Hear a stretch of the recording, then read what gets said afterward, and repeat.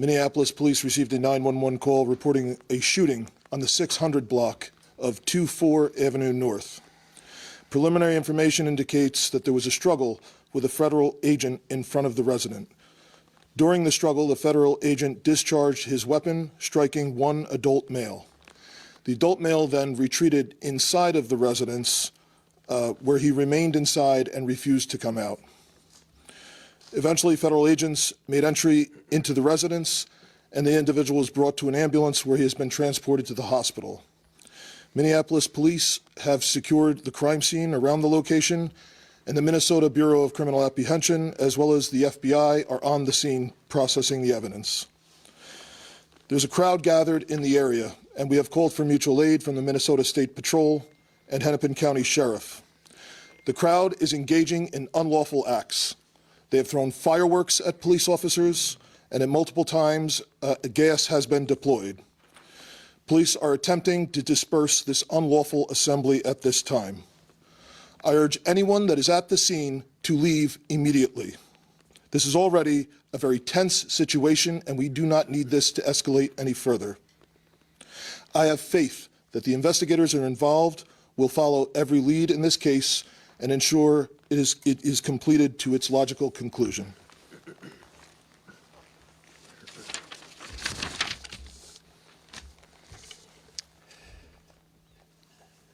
There's still a lot that we don't know at this time, but what I can tell you for certain is that this is not sustainable.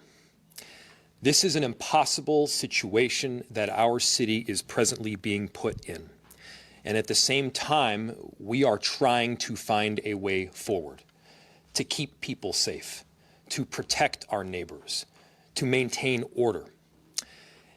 And we're in a position right now where we have residents that are asking the very limited number of police officers that we have to fight ICE agents on the street, to stand by their neighbors. We cannot be at a place right now in America where we have two governmental entities that are literally fighting one another. Why are we put in this position? We're put in this position because we have approximately 600 police officers in Minneapolis, far fewer that are able to work at any given time. And there are approximately 3,000 ICE agents in the area. 3,000. The 600 police officers that we have are charged on any given day with investigating crime, stopping homicides from taking place, preventing carjackings. That's the work of a police officer in a city. Meanwhile, we have ICE agents throughout our city and throughout our state who, along with Border Control, are creating chaos. This is not the path that we should be on right now in America. Thankfully, there's another path.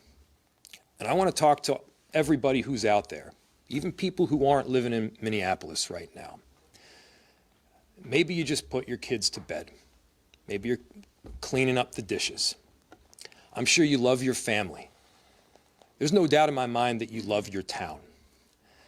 Imagine if that city or that town was suddenly invaded by thousands of federal agents that do not share the values that you hold dear.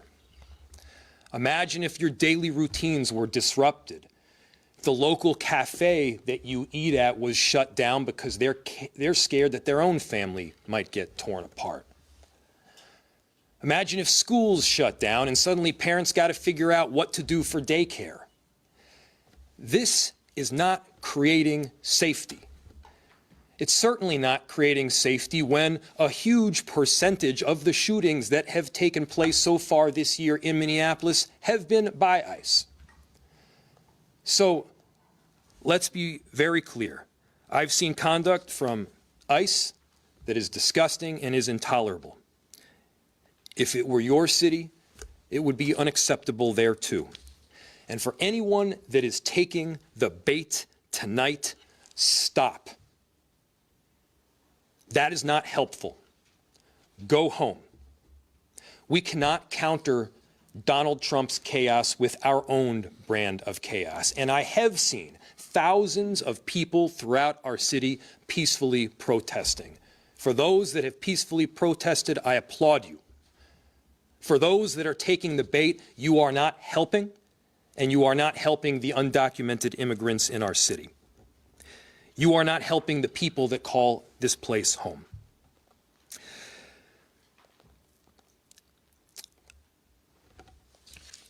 ICE can leave, and this massive deployment can come to an end. We have filed litigation to hopefully make it so, and at the same time, I'm deeply concerned that we don't have that kind of time. This is already the second shooting that we've had in a week. People are scared. The atmosphere is tense. But again, there is another option. We can stop going down this route together. We'll open it to any questions. I just wanted to see if you might be able to clear up some of the rumors that are circulating on social media that a pregnant woman and possibly a 12-year-old boy were involved in this. Is that true or not true at all? So there were reports initially that there was more than one person shot. That is not true. There is one person that's been shot. It is a non-life-threatening injury, and they have been transported to the hospital. The remainder of the residents has been cleared. We did have one call of, I believe, a woman having an anxiety attack in the basement of the same residence, the same building. But to my understanding, no one else has been transported to the hospital. And no children involved in this? To my understanding, no. DHS has said that 2 other people came out of an apartment and started attacking the officer with shovels, and that the original person that they were looking for also did that. What has your investigation told you so far? So the question was that people had come out of the residence and attacked federal law enforcement with shovels. The understanding that we have at this time is that this incident began on 94. The individual drove towards the residence, had some sort of accident outside the residence, ran towards the house, and got into a struggle with federal law enforcement. I believe there's a broom and like a snow shovel that's on the scene. And yes, I have heard information that that some individual, at least one person, may have assaulted federal law enforcement. Yes. I am not aware if that's the same person who was shot or if that's someone else. Will MPD be doing its own investigation of what happened? The question was, will MPD be doing an investigation of what happened? I requested the Minnesota Bureau of Criminal Investigation, Criminal Apprehension to respond, and they are on scene. And you were saying that there was unlawful protesting that happened. Can you be a little bit more specific? The question was about unlawful protesting. It has absolutely become an unlawful assembly. There are individuals throwing fireworks at police officers, individuals throwing ice, rocks, other projectiles at police officers.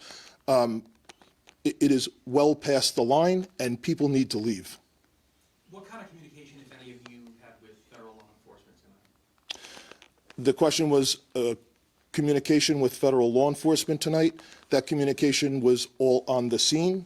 It was primarily related to trying to ensure that we were getting medical aid because we had a report of a shooting, and then also to try and ensure that we could maintain the integrity of the crime scene so that there could be an investigation into what occurred. Do you know what the condition of the person shot is? And we're also told that Agent was injured and taken to the hospital. Do you have any updates on either condition? I have no updates on either condition.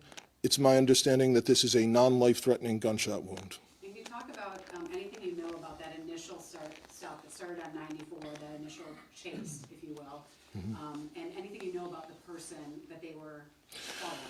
So I know nothing about the person that they were following. And then the rest of the question was about the initial chase.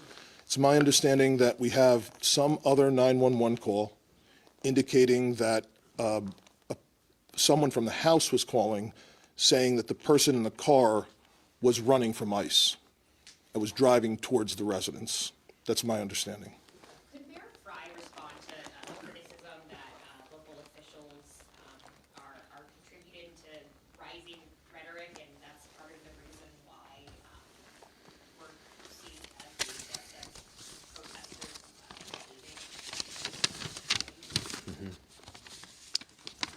What rhetoric, so the question was, can I respond to rhetoric? What rhetoric? Just says that there's rhetoric from local officials that they say has just kind of taken up the temperature of everything that's going on in Minneapolis.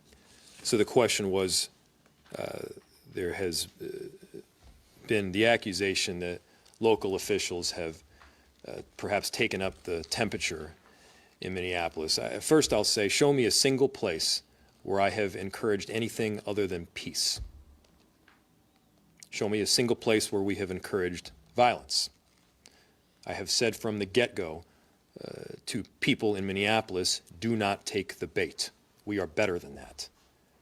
I have encouraged peaceful protest, and I'll say it again, I am inspired by the tens of thousands of people who have in fact peacefully protested and fairly documented with transparency what is taking place. That is allowed in any city in the country. And I have made it clear that to the extent people are going beyond that, and those protests are not peaceful, and the violence that the chief mentioned, it's got to stop, and you got to go home. 2 more questions. If this situation is not sustainable, as you said a few minutes ago, where do you go from here? What options do you as mayor have from this point forward? Yeah. So just yesterday or the day before, I'm losing track of the days here,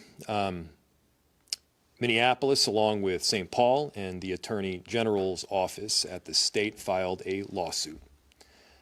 That lawsuit outlined the duress that our city is presently experiencing and how making people safe in our city is made all the more difficult based on the presence of ICE. We are hopeful that we will succeed ultimately in that lawsuit. Of course, my concern is that yet another shooting will take place. Yet another person will be injured or killed. This is not a new concern. The chief and I have been laying this concern out for well over a month at this point. This is not sustainable. Our officers, they are working tirelessly. Again, we have about 600 officers. There's about 3,000 ICE agents in border control. We need our officers responding to the basic day-to-day 911 calls. We don't have the capacity to both deal with that and all of this conduct that we're seeing from ICE on the daily basis. You know, earlier today and yesterday, I was out on a couple of major commercial corridors in our city. People are scared. You know, there's basic rights that you should have to be able to live safely in your neighborhood, to be able to go downstairs and head to the cafe or the flower shop. The people that would normally keep up these shops, American citizens, by the way, many of them, are terrified. Because American citizens are getting picked up off the street by people in masks. That's not the way things should be conducted in any city in America. That's not who we are. That's not America. So I'm calling for peace. Everybody has a role in achieving that peace. And we're going to try to do everything that we can to keep it.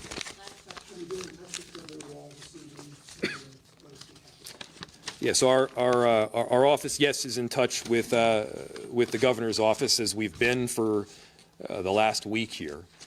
He has been an excellent partner in both ensuring that we have additional resources through the Minnesota State Patrol, through the Bureau of Criminal Apprehension, and that work will be done in partnership. Thanks, everybody. We'll have more information tomorrow that